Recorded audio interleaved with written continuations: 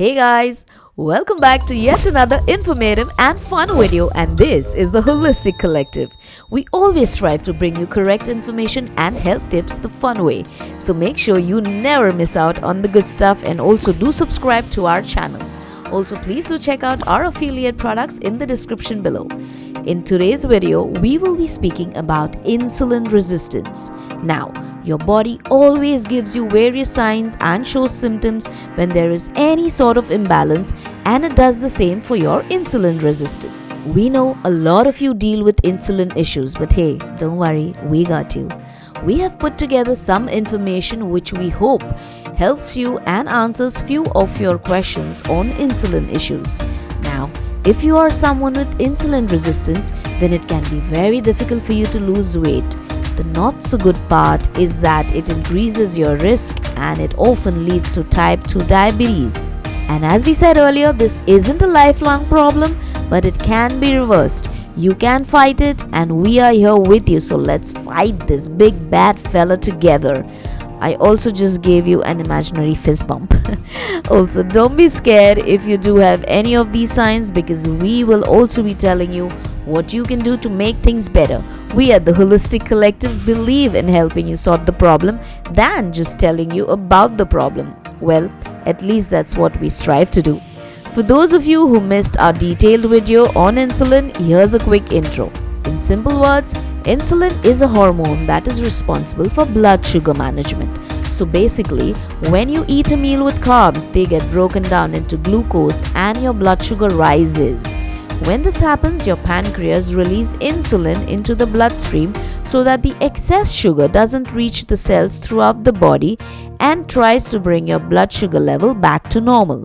However, there are times when these tiny little cells are in the mood to misbehave and they do not respond to insulin and refuse to accept it. So what happens then?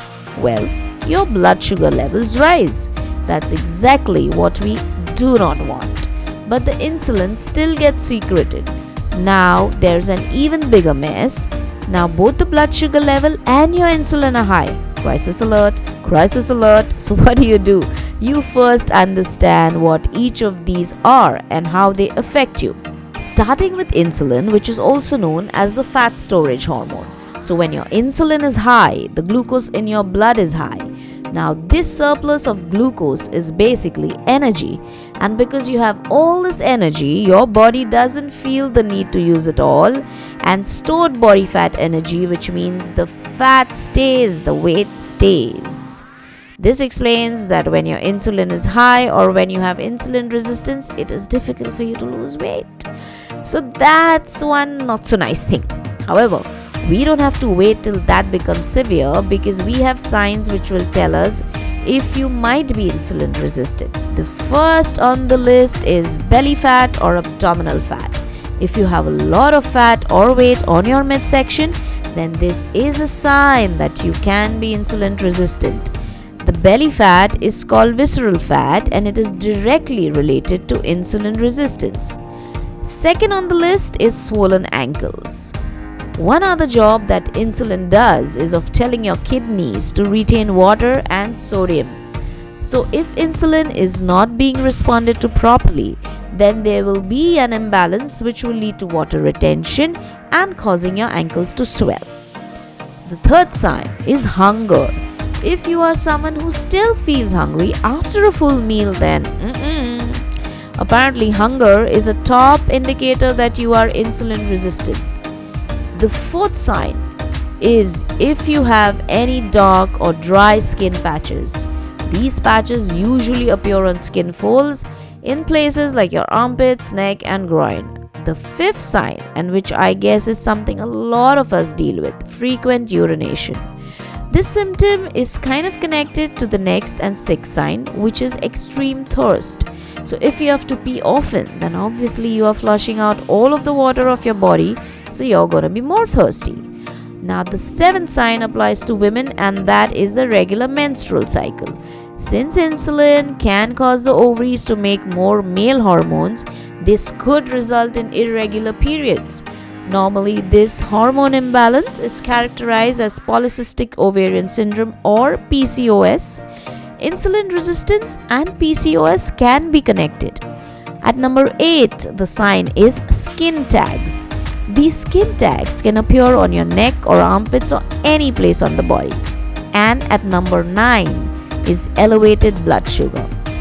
Though high blood sugar can be caused by other factors too, but since we are talking of insulin resistance, this sure is a sign. So those were the 9 signs that you may have insulin resistance. But how do we tackle this? We did mention about coming up with suggested solutions, right? So here they are. There are 2 main things that you can do to increase your insulin sensitivity.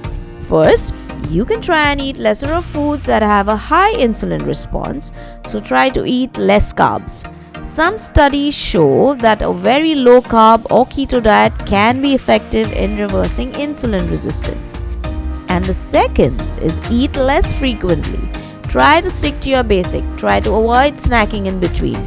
You can also try intermittent fasting, which has been helpful at improving insulin sensitivity as well. Now, apart from your diet and other factors, there is one main and important factor which most of us tend to overlook, and which is what we at the Holistic Collective always emphasize on: getting enough sleep. Do whatever it takes to improve your quality of sleep.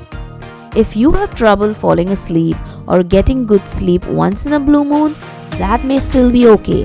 But if you are chronically sleep deprived, that will definitely have a greater effect on your insulin resistance. So avoid stress, eat right, exercise, get enough sleep, and now we have more reason to make this one happen. And never forget to smile.